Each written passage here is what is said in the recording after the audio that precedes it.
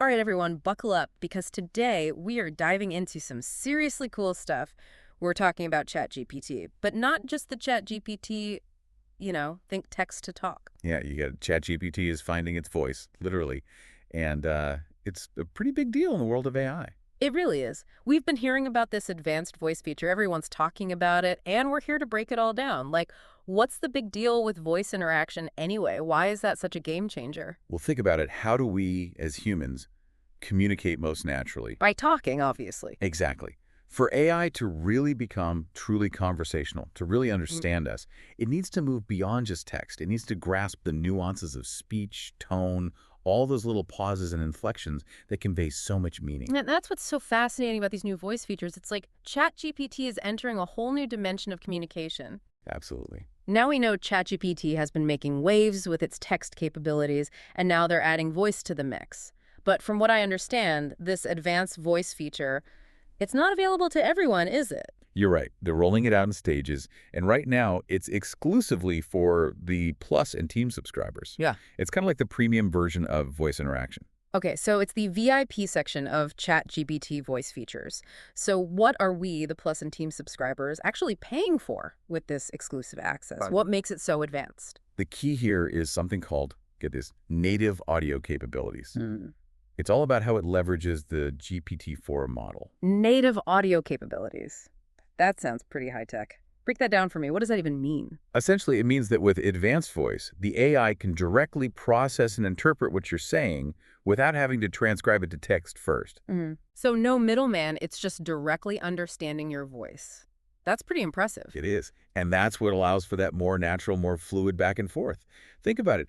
In a normal conversation, you don't wait for a transcript to process before you respond. You just talk and react in real time. True, true. And I imagine this makes the whole interaction feel way more human and way less robotic. Right. And it goes even deeper than that because when we speak, it's not just about the words, right? It's the tone, the pacing, all those little hesitations like, and ah. Advanced voice can actually pick up on all of those things. Really? So that it can tell if I'm, say, getting frustrated with my computer and talking really fast. Exactly. Or if you're relaxed and taking your time, it can sense those subtle shifts in your voice and potentially, and this is where it gets really interesting, adjust its responses accordingly. Okay, so it's like it can actually read between the lines, or should I say, hear between the words. That's kind of amazing, but also a tiny bit unnerving, right? Like, it knows when you're getting impatient. Yeah, it's definitely a glimpse into the future of AI interaction. Yeah. But for now, it's just another way to make the experience feel more natural and intuitive. That makes sense.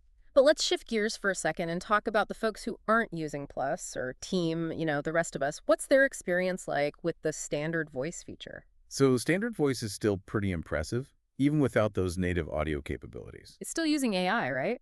Oh, absolutely. It uses a multi-step process with one AI model transcribing your speech to text, and then GPT-4o steps in to handle the processing and response generation. So both standard and advanced voice utilize GPT-4o, but it's that difference in the initial approach, transcribing versus native audio, that really sets them apart. It sounds like they're really betting big on this direct audio processing as the way forward. It seems that way.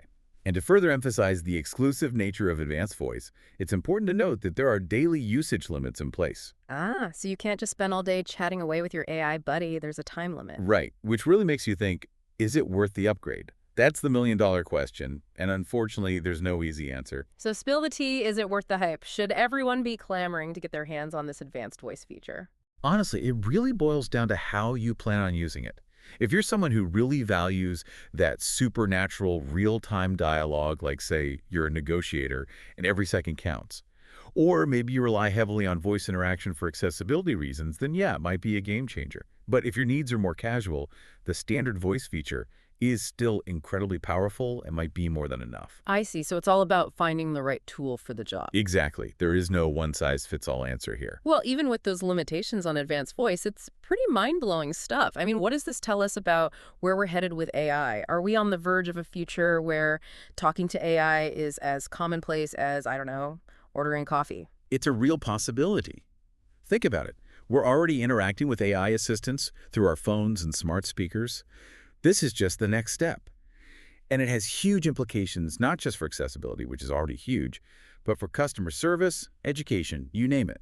Imagine a world where you can have a genuinely helpful and natural conversation with an AI customer service agent instead of getting stuck in those frustrating phone menus. Or imagine students getting personalized tutoring from AI that can understand their learning styles and adapt to their pace. The possibilities are pretty much endless. It's exciting, it's a little bit scary, it's definitely making us rethink how we interact with technology. And speaking of rethinking, here's something to chew on. If advanced voice is already this good, even with those daily usage limits, what happens when, or should I say if, they decide to lift those limits? What happens when we can have unlimited, truly natural conversations with AI? It's a question worth pondering. That's all the time we have for this deep dive. But trust us, this is just the beginning of the conversation. Absolutely. This is an evolving technology, and I'm really excited to see where it goes from here. Me too. And we'll be here to cover it every step of the way. So until next time, keep those AI conversations flowing, and who knows, maybe one day soon you'll be having this very conversation with ChatGPT itself.